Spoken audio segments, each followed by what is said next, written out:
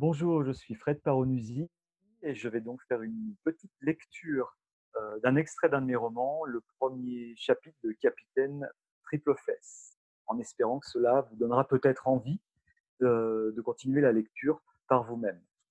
Alors, le premier chapitre s'appelle L'inquiétant Monsieur Garneret.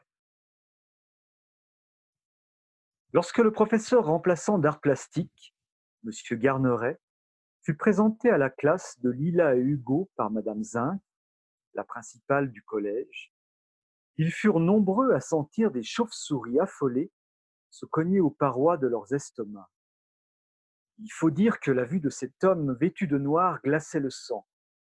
Un nez long et incurvé, une barbiche brune taillée en pointe, deux yeux enchâssés dans leurs orbites.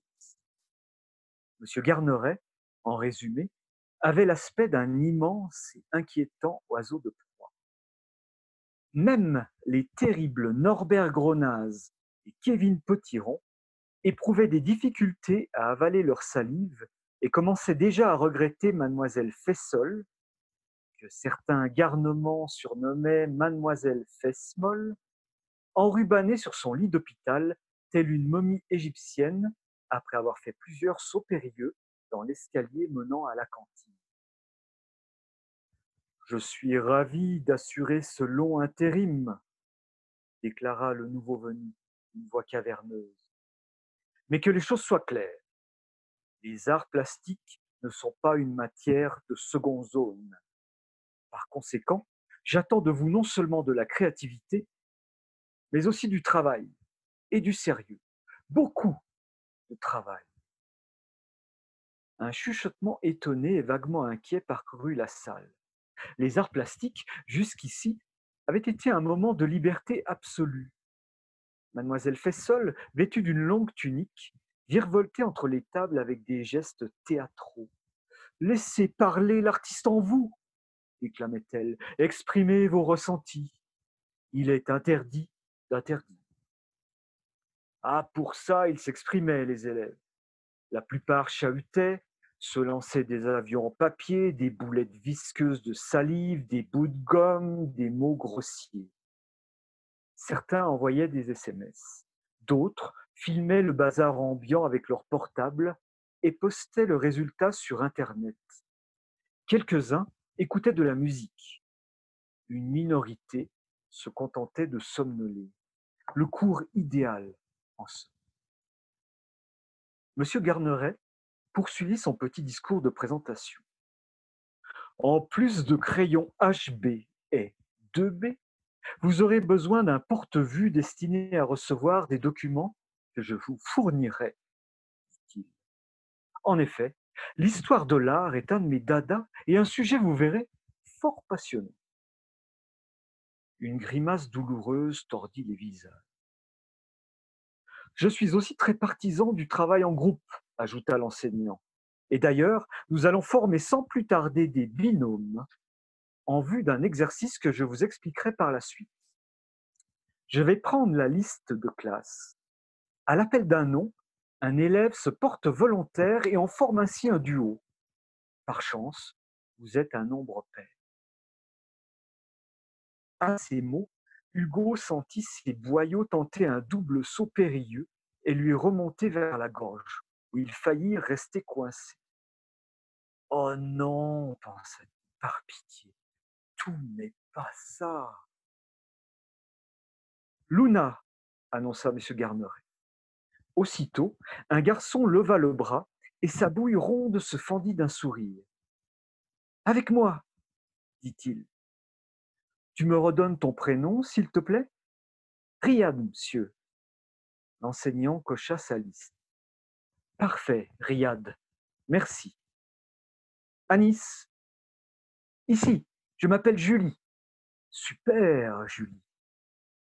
Hugo. Et soudain, ce fut comme si un vent glacial traversait la salle. La température parut chuter de plusieurs degrés, et un silence épais, comme de la gelée anglaise, figea l'atmosphère. De surprise, les sourcils de M. Garneret formèrent deux accents circonflexes sur son front. Hugo, répéta-t-il.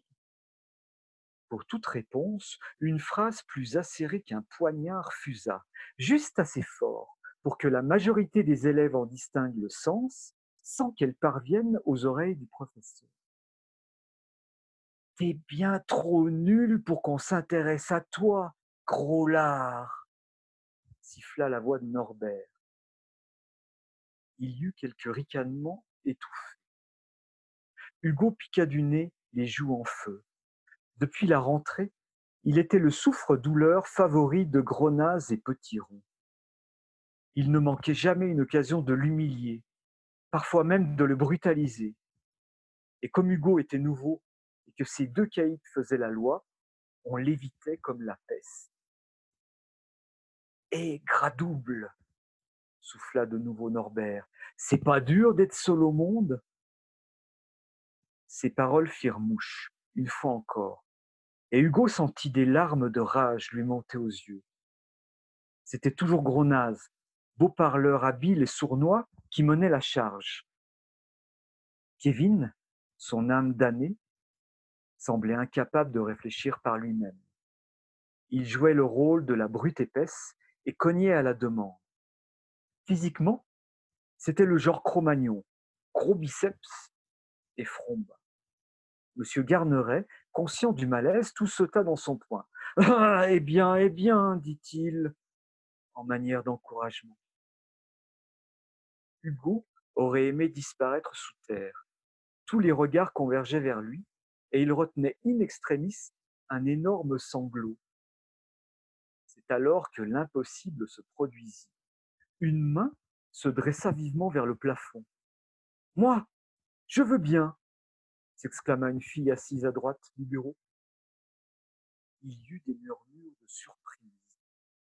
Personne, jusque-là, n'avait jamais défié Grenade. Ton prénom, c'est Lila, n'est-ce pas demanda M. Garneret en consultant sa liste. Oui, très bien. Il reprit son énumération. Lila dévisagea Norbert, un sourire narquois sur les lèvres. Le garçon, mâchoire serrée, finit par baisser les yeux.